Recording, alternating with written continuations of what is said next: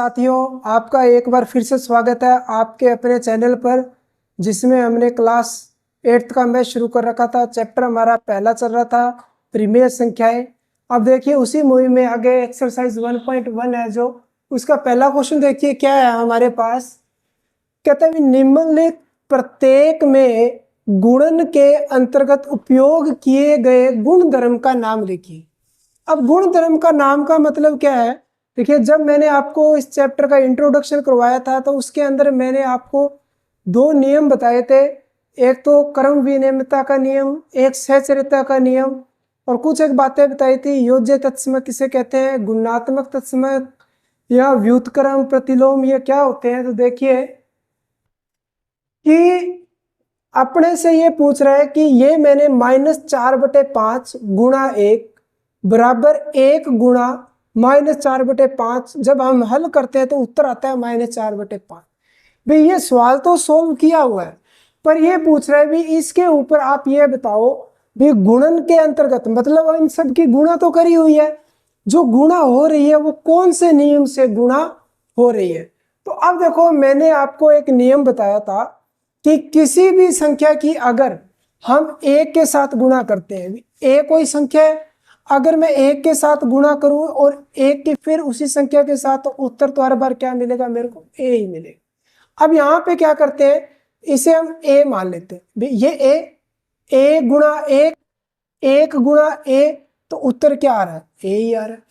अब मैंने आपको बताया था, अगर दो क्रम विनियमता के नियम के अंदर अगर हम दो संख्याओं की गुणा करते हैं, भाई दो संख्याओं की गुणा करते हैं, और अगर उसके अंदर एक संख्या क्या आ रही है, जीरो आ रही है, क्या आ रही है, जीरो आ रही है, तो उसको हम क्या बोलते हैं, उसको हम बोलते हैं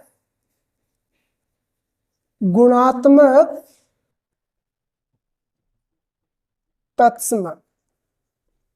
इसमें कौन सा गुण धर्म लग रहा है, गुणात्मक तत्समक का नियम लग रहा है। यानी कि जब भी एक अगर आ जाता है हमारे पास क्रम विनियमता के नियम के अंदर, ए गुणा बी गुणा ए हम करते हैं, और बी दोनों में, ए या बी दोनों में से अगर एक संख्या क्या आ रही है, एक आ रहा है, तो हमारे पास वहां कौन सा नियम लगता है, गुणात्मक तत्समक का नियम लगता है।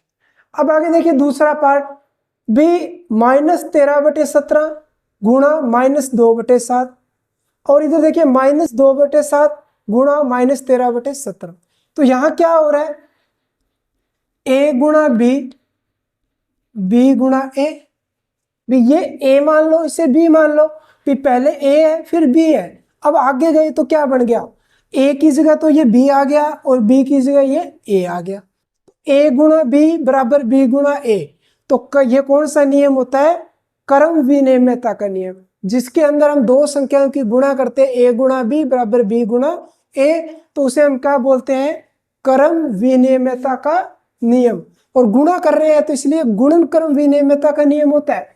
पर इसने पहले से बोल दिया गुणा तो की हुई है, इसमें आपने नियम बता दो, भी गुणात्मक तत्समक चल रहा है या योज्य तत्समक चल रहा है, या आपके पास सहचर्यता चल रहा है, या क्रम विनियमितता चल रहा है। तो हमने देखा कि इसके अंदर कौन सा विनियम चल रहा है, क्रम विनियमितता चल रहा है। तो लिख देंगे हम यहाँ पे कौन सा नियम, क्रम विनियमितता का नियम। अब आ जाओ तीसरे पार्ट में, देखो -19/29 गुणा 29/-19। अब देखिए क्या होता है हमारे पास, ए गुणा बी बटे बी गुणा ए। अगर ए बटे बी गुणा बी बटे ए, भी अगर हमारे पास कोई भी संख्या है, अगर हम उसको पलट दे, उल्टा कर देते हैं, तो वो क्या होगी, उसको काटने के बाद जो उत्तर होता है वो हमेशा एक बचता है। भी ए से ए कट जाएगा, बी से बी कट जाएगा, भी 29 से 29 कट गया, 19 से 19 कट गया माइनस का, तो पीछे बचा क्या, एक बचा। अब देखिए इस चीज को हम क्या बोलते हैं, प्रतिलोम बोलते हैं। प्रतिलोम यानी कि उसका उल्टा है। अब यहाँ पे जो उत्तर आ रहा है, जब इस तरीके के कोई भी सवाल हो जिसके अंदर एक संख्या दी और दूसरी गुणा के अंदर उल्टी दी होती है, तो उसे हम बोलते हैं प्रतिलोम, और वो काटने पर हमेशा उत्तर क्या लेके आती है, एक लेके आती है। तो इसलिए इस नियम को हम क्या बोलते हैं, गुणात्मक प्रतिलोम, गुणात्मक प्रतिलोम का नियम बोलते हैं, यानी कि ये उसका उल्टा है। तो इस तरीके से हम क्या है वो नियम बता सकते हैं कि ऐसे संख्याएं अपने को दी होगी। जो मैंने आपको सहचर्यता और क्रम विनेयता का नियम पढ़ाया था उसमें अपने को देखना है कि ये किस तरीके से लिखी हुई है, क्या हमारे वो नियम इस पर लागू हो रहे हैं नहीं हो रहे हैं। अगर एक आता है, दो संख्याएं हैं, दोनों में से अगर एक आता है तो उसे हम बोलते हैं गुणात्मक तत्समक। ए गुणा बी गुणा ए, तो हम उसे क्या बोलते हैं गुणन क्रम विनेयता का नियम। और अगर एक संख्या दी है दूसरी उसका अपोजिट उल्टी दी हुई है, उल्टा करके दे दिया, तो अगर हम उसको हल करेंगे उत्तर तो एक आएगा, तो उसे हम बोलते हैं गुणात्मक। आगे देखिए साथियों, क्वेश्चन नंबर 2 क्या है हमारे पास कि बताइए कौन से गुण धर्म की सहायता से आप 1/3 गुणा, फिर कोष्टक है 6 गुणा 4/3 कोष्टक बंद को कोष्टक 1/3 गुणा 6 फिर कोष्टक बंद गुणा 4/3 के रूप में अभिकलन कर सकते हैं।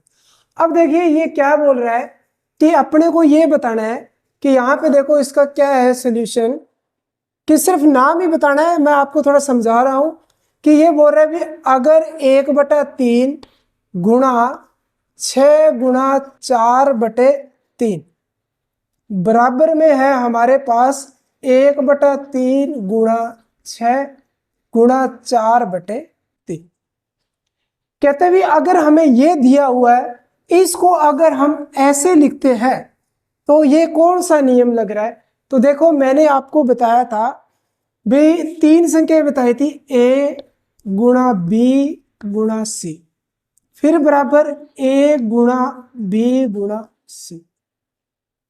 अब यहां पे देखो चाहे इधर से पहले ले लो चाहे इधर से पहले ले लो, ठीक है, इसमें कंफ्यूज नहीं होना है।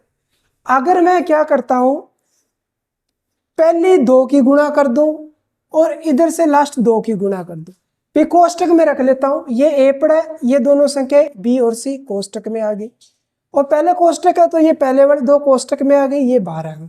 तो ये बोल रहा है भी ये कौन सा नियम लग रहा है। भी हमने ये स्थिति चेक करी थी, चाहे ये ऐसे लिखा हो चाहे ये ए गुणा बी गुणा सी बराबर ए गुणा बी गुणा सी, चाहे ये पहले हो जाए ये बाद में हो जाए। भी कहने का मतलब ये इधर वाली चीज ये पहले लिख दी और ये इधर वाली बाद में लिख दी, तो इससे कोई फर्क नहीं पड़ता है, इस चीज में अपने को घबराना नहीं है। तो अगर हमारे पास पहली बात तो मैंने आपको बताई थी, अगर जिसमें 3 संख्याएं होती है वहां पे अपने पास सहचर्यता का नियम लगता है। अब ये पूछ रहा है बताइए कौन से गुण धर्म की सहायता से आप ये लिख सकते हो। तो अब पहली बात तो देखो हम इन सब में क्या हो रही है गुणा हो रही है, तो मतलब गुणन का नियम लग रहा है। और जिसमें 3 संख्याएं आ जाती है तो उसे हम क्या बोलते हैं सहचर्यता का नियम। तो इसमें कौन सा लग रहा है सहचर्यता का नियम लग रहा है। तो हम पूरा नाम लिखना चाहे तो पूरा नाम भी लिख सकते हैं, गुणन सहचर्यता का नियम, या हम अकेला इसमें लिख सकते हैं सहचर्यता का नियम। ये एक ही बात है, चाहे आप गुणा में लिख रहे हो तो गुणन सहचर्यता का नियम कर दो या आप सहचर्यता का नियम बता दो सीधा ही। तो अपने से यही पूछ रहा था कि अगर ये चीज ऐसे लिखी हुई है तो इसको अगर मैं ऐसे लिखना चाहूँ तो कौन से नियम से लिखूंगा। तो इसको हम लिखते हैं सहचर्यता के नियम से, गुणा कर रहे हैं तो इसलिए गुणन सहचर्यता का नियम। तो उम्मीद करता हूँ कि आपको ये पूरी की पूरी एक्सरसाइज अच्छे तरीके से समझ में आ गई होगी। धन्यवाद।